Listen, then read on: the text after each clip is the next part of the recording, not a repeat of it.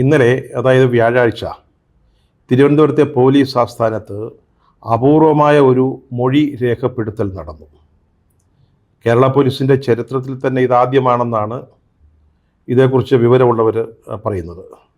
പല പല ആരോപണങ്ങളിൽ കുടുങ്ങി നിൽക്കുന്ന നമ്മുടെ അഡീഷണൽ DGP MR അജിത് കുമാറിനെ DGP പോലീസിൻ്റെ മേധാവി ഷെയ്ഖ് ദർവേഷ് സാഹബ് ചോദ്യം ചെയ്തു.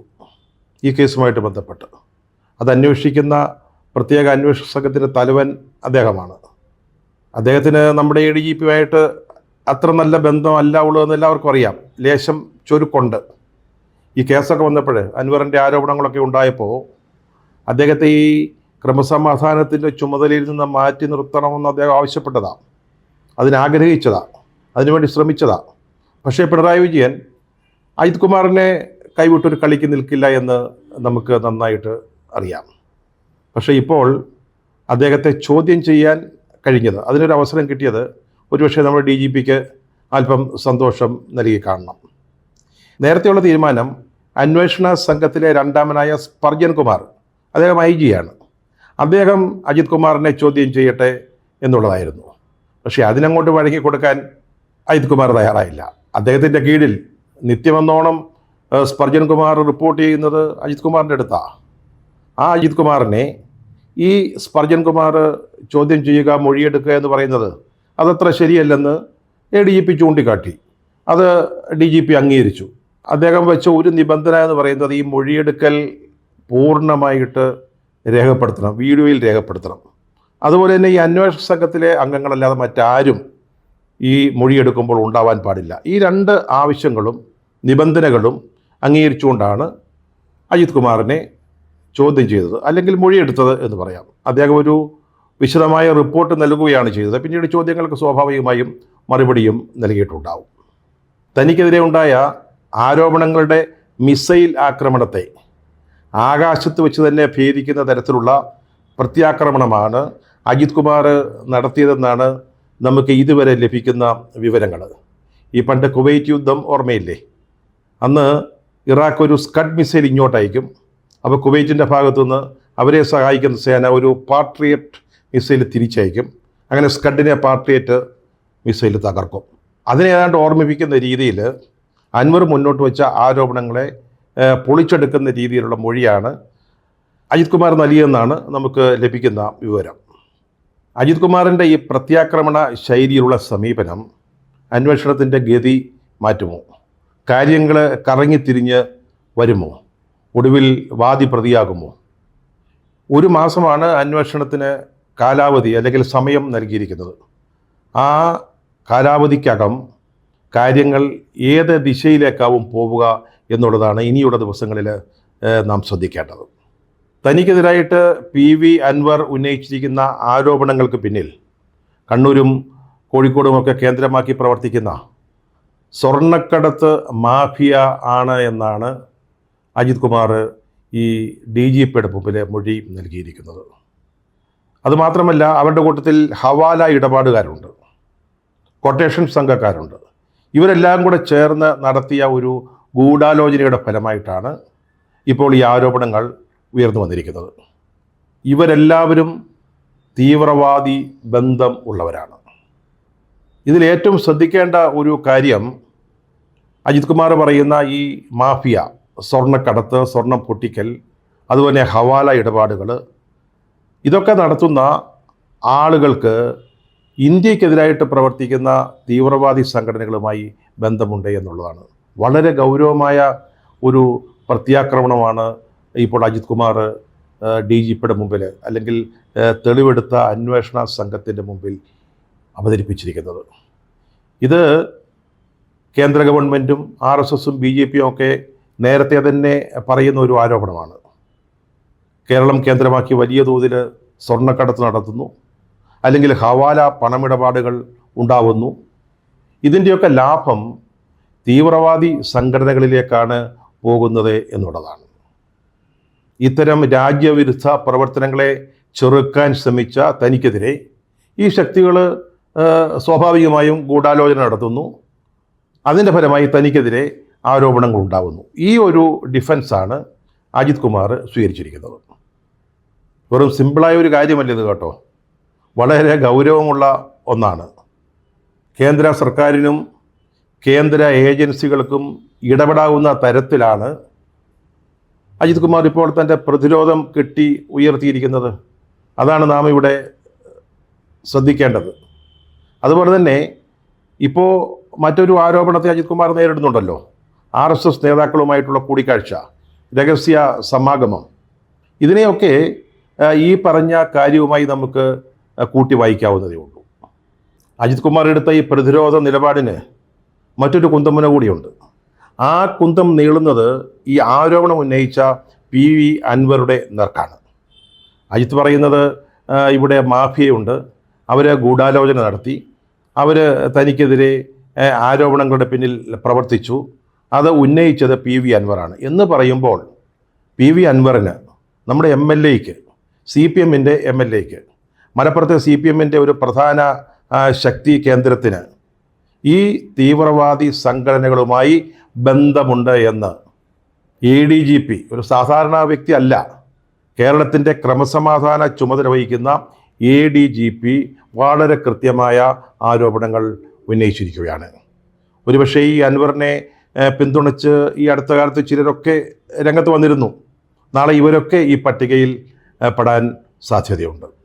അജിത് കുമാറും അതുപോലെ തന്നെ സുജിത് ദാസും ഇവരൊക്കെ ഈ സ്വർണ്ണക്കടത്തിനും സ്വർണം പൊട്ടിക്കലിനുമൊക്കെ സഹായിച്ചു, അല്ലെങ്കിൽ അതിന് നേതൃത്വം നൽകി എന്നൊക്കെ പറയുന്ന PV അൻവറിൻ്റെ നറേറ്റീവിനേക്കാൾ കൂടുതൽ വിശ്വാസ്യമാണ് ഇപ്പോൾ അജിത് കുമാർ മുന്നോട്ട് വയ്ക്കുന്ന ഒരു രംഗചിത്രം.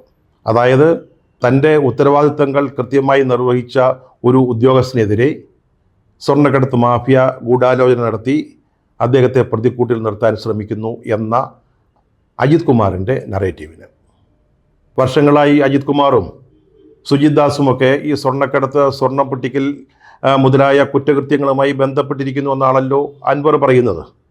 പക്ഷേ നാം ഇതറിയുന്നത് അൻവർ പറയുമ്പോൾ മാത്രമാണ്.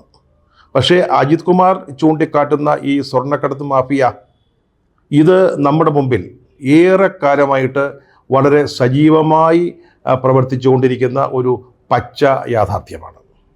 കോഴിക്കോട്, കണ്ണൂർ വിമാനത്താവളങ്ങൾ കേന്ദ്രമാക്കി പോലീസും കസ്റ്റംസും പിടിച്ചിട്ടുള്ള സ്വർണത്തിൻ്റെ അളവ് അത് അമ്പരിപ്പിക്കുന്നതാണ്. സ്വർണ്ണക്കടത്തിൻ്റെ കാര്യത്തിൽ ഇപ്പോൾ നമ്മുടെ കൊച്ചു കേരളത്തിന് 3-ാം സ്ഥാനമാണ് ഉള്ളതെന്നാണ് ഔദ്യോഗിക കണക്കുകൾ പറയുന്നത്. നമുക്കറിയാം ഈ വിമാനത്താവളങ്ങൾ വഴി തിരുവനന്തപുരം ഉണ്ട് കേട്ടോ, പക്ഷേ പ്രത്യേകിച്ച് ഈ 2 വിമാനത്താവളങ്ങൾ കണ്ണൂരും കോഴിക്കോടും അതുവഴി ഇപ്പോൾ കള്ളസ്വർണം അങ്ങനെ പ്രവഹിക്കുകയാണ്.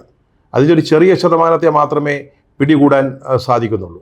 അതുപോലെ തന്നെ ഇങ്ങനെ കടത്തിക്കൊണ്ടുവരുന്ന സ്വർണവുമായി പോകുന്നവരെ ആക്രമിച്ച് സ്വർണം പൊട്ടിക്കൽ നടത്തുന്ന സംഘങ്ങൾ, ഗൂഢസംഘങ്ങൾ, അതൊരു തരം കൊള്ളസംഘങ്ങളാണ്. അവർ ഇങ്ങനെ പെരുകുകയാണ് പല കേന്ദ്രങ്ങളായി. കൊടുവള്ളി, അതുപോലെ തന്നെ കണ്ണൂർ, ചെർപ്പുളശ്ശേരി മുതലായ സ്ഥലങ്ങൾ കേന്ദ്രമാക്കി ഇത്തരത്തിലുള്ള പൊട്ടിക്കൽ സംഘങ്ങൾ പെരുകുന്നു. ഇതൊരു വലിയ വ്യവസായമായി മാറുമ്പോൾ അതിന് മൂലധനം വേണം, സാമ്പത്തിക സഹായം വേണം. അങ്ങനെയാണ് ഹവാല ഇടപാടുകൾ അല്ലെങ്കിൽ ഹവാല ഇടപാടുകാർ ഈ രംഗത്തേക്ക് വരുന്നത്. പല പല സംഘങ്ങൾ ഈ രംഗത്ത് പ്രവർത്തിക്കുന്നുണ്ട്. അവർ തമ്മിൽ തീർത്താൽ തീരാത്ത കുടിപ്പകയുണ്ട്. പലപ്പോഴും ഏറ്റുമുട്ടലുകൾ ഉണ്ടാവാറുണ്ട്. അതുകൊണ്ട് ഓരോ സംഘത്തെയും സഹായിക്കാൻ നല്ല ഉശിരും ശക്തിയുമുള്ള കൊട്ടേഷൻ സംഘങ്ങളും രംഗം കൈയടക്കുന്നു. ഇതാണ് വാസ്തവത്തിൽ ഈ അജിത് കുമാർ പറഞ്ഞ ഒരുപക്ഷെ മലബാർ കേന്ദ്രമാക്കി നടക്കുന്ന ഈ സ്വർണ്ണക്കടത്ത്, സ്വർണം പൊട്ടിക്കൽ മാഫിയയുടെ ഒരു പശ്ചാത്തല ചിത്രം.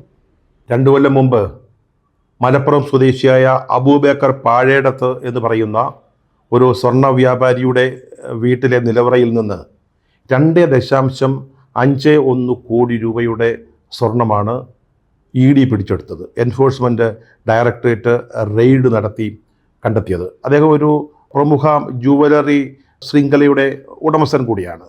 2020 ജൂലൈയിൽ തിരുവനന്തപുരം വിമാനത്താവളത്തിൽ UAE ഒരു നയതന്ത്ര ബാഗിൽ നിന്ന് 15 കോടി രൂപയുടെ സ്വർണം കണ്ടെടുത്ത ഒരു സംഭവം ഉണ്ടായിരുന്നു.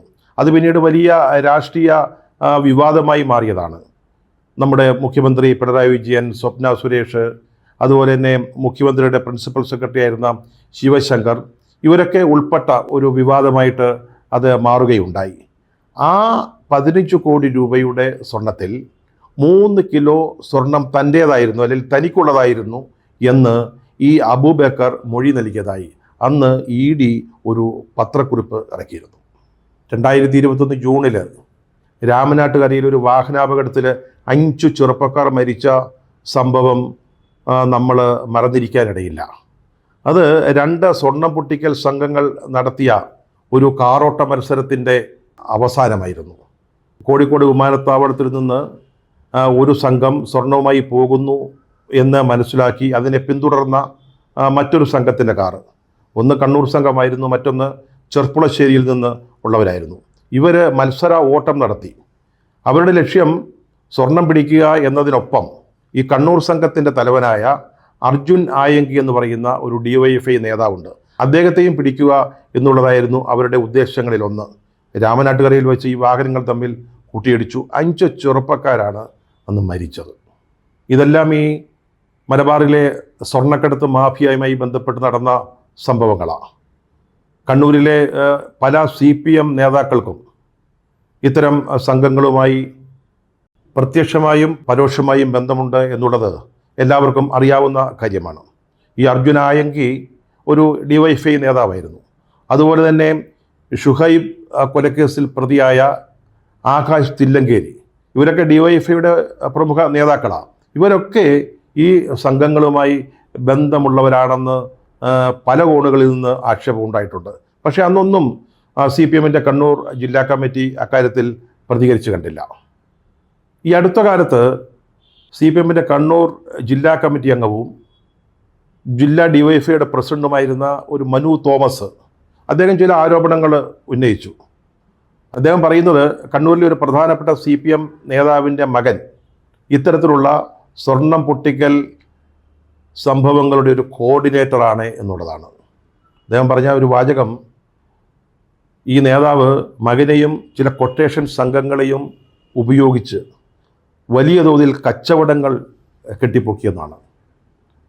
ഈ ആരോപണം ഉന്നയിച്ചതിന് ശേഷം മനു തോമസിനെ പാർട്ടിയിൽ നിന്ന് പുറത്താക്കിയിരിക്കുകയാണ്. PV അൻവർ ഈ ആരോപണം ഉന്നയിച്ചതിൻ്റെ പിന്നിൽ ഈ പ്രമുഖ നേതാവാണ് എന്നുള്ള അഭ്യൂഹങ്ങളും അന്തരീക്ഷത്തിലുണ്ട്. ഇങ്ങനെ ശക്തമായ സംവിധാനങ്ങളുള്ള നല്ല കെട്ടുറപ്പുള്ള ഒരു സ്വർണ്ണക്കടത്ത് സ്വർണം പൊട്ടിക്കൽ മാഫിയയിലേക്കാണ് ഇപ്പോൾ അജിത് കുമാർ വിരൽ ചൂണ്ടിയിരിക്കുന്നത്. അജിത് കുമാറിന് അദ്ദേഹത്തിൻ്റെ വാദങ്ങൾ സാധൂകരിക്കുന്നതിനുള്ള തെളിവുകൾ കണ്ടെത്താൻ അല്ലെങ്കിൽ സമാഹരിക്കാൻ യാതൊരു പ്രയാസവുമില്ല. സംസ്ഥാനത്ത് നടക്കുന്ന കുറ്റകൃത്യങ്ങളുടെ എല്ലാ വിശദാംശങ്ങളും അപ്പോൾ അറിയുന്ന, അല്ലെങ്കിൽ വിരൽത്തുമ്പിലുള്ള, അതുപോലെ അധികാരപ്പെട്ട ഒരു സ്ഥാനത്ത് ഇരിക്കുന്ന ആളാണ് അജിത് കുമാർ. അദ്ദേഹത്തെ അവിടെ നിന്ന് മാറ്റണമെന്നൊക്കെ പറഞ്ഞെങ്കിലും ഒന്നും നടന്നിട്ടില്ല. അദ്ദേഹം ഇപ്പോഴും ക്രമസമാധാന ചുമതലയുള്ള ADGP ആയിട്ട് പ്രവർത്തിക്കുകയാണ്. അപ്പോൾ അദ്ദേഹത്തിന് തെളിവുകൾ കണ്ടെത്താൻ യാതൊരു പ്രയാസവുമില്ല. അദ്ദേഹത്തിൻ്റെ നിലപാട് സാധൂകരിക്കാൻ പോകുന്ന വിശദമായ തെളിവുകൾ അദ്ദേഹത്തിന് കണ്ടെത്താനായിട്ട് സാധിക്കും. തെളിവുകൾ നശിപ്പിക്കുന്നത് ഒരു കുറ്റകൃത്യമാണ്. പക്ഷേ സുരക്ഷയ്ക്ക് വേണ്ടി തെളിവുകൾ സമാഹരിക്കുന്നതിൽ ഒരാളെ കുറ്റം പറയാൻ പറ്റില്ലല്ലോ. അതേസമയം അൻവറിൻ്റെ കാര്യം എടുക്കുക. അദ്ദേഹം മുന്നോട്ട് വെച്ച ആരോപണങ്ങൾ അത് ശരിയാണോ തെറ്റാണോ നമുക്കറിയില്ല. ശരിയാണെന്ന് നമുക്ക് വാദത്തിന് വേണ്ടി സമ്മതിക്കാം. പക്ഷേ അത് അന്വേഷണ സംഘത്തെ ബോധ്യപ്പെടുത്തുന്നതിനാവശ്യമായ തെളിവുകൾ കണ്ടെത്തുക, ഉണ്ടാക്കുക എന്നുള്ളത് അദ്ദേഹത്തെ സംബന്ധിച്ചിടത്തോളം വലിയ വെല്ലുവിളിയാണ്. അദ്ദേഹത്തിൻ്റെ കാര്യത്തിൽ പരിമിതികളുണ്ട്. അജിത് കുമാർ ഒരു വെല്ലുവിളി കൂടി മുന്നോട്ട് വെച്ചിട്ടുണ്ട്. ഞാൻ എൻ്റെ ഭാഗം പറയുകയാണ്, അതിനുള്ള തെളിവുകൾ ഞാൻ നൽകുന്നു. കേരള പോലീസ് ഈ മലബാർ പ്രദേശങ്ങളിൽ നിന്ന് പിടിച്ച സ്വർണത്തിൻ്റെ വിശദാംശങ്ങൾ, അതിൻ്റെ പിന്നിൽ പ്രവർത്തിച്ചവർ ആരൊക്കെയാണ്, ഹവാല ഇടപാടുകാർ ആരൊക്കെ, അവരുടെ വിശദമായ വിവരങ്ങൾ, മേൽവിലാസങ്ങൾ, ഇതെല്ലാം DGPയുടെ മുമ്പിൽ സമർപ്പിച്ചിട്ടുണ്ട് എന്നാണ് മനസ്സിലാക്കുന്നത്.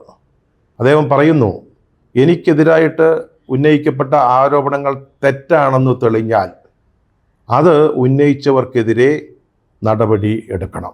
അതൊരു വെല്ലുവിളി പോലെ കേരള പോലീസിൻ്റെ മേധാവിയുടെ മുമ്പിൽ അദ്ദേഹം വെച്ചിരിക്കുകയാണ്. ഈ അന്വേഷണ നാടകം ഏത് ദിശയിലേക്കാണ് നീങ്ങുന്നതെന്ന് നമുക്ക് കാത്തിരുന്ന് കാണേണ്ടിയിരിക്കുന്നു. അജിത് കുമാർ അൻവറിനെ പൂട്ടുമോ, അതോ അജിത് കുമാർ കുടുങ്ങുമോ? ഇതൊക്കെ അടുത്ത ദിവസങ്ങളിൽ വ്യക്തമാകുമെന്ന് നമുക്ക് പ്രതീക്ഷിക്കാം. പക്ഷെ ഒരു കാര്യമുണ്ട്, അതായത് അൻവർ മുന്നോട്ട് വച്ചിരിക്കുന്ന ആരോപണങ്ങളിൽ വളരെ കൃത്യമായ അന്വേഷണം നടക്കുന്നതിനൊപ്പം അജിത് കുമാർ പറഞ്ഞ വളരെ യാഥാർത്ഥ്യമായ ഈ സ്വർണ്ണക്കടത്ത് മാഫിയയുടെ വേരറുക്കുന്നതിനും ഈ അന്വേഷണം പര്യാപ്തമാകണം.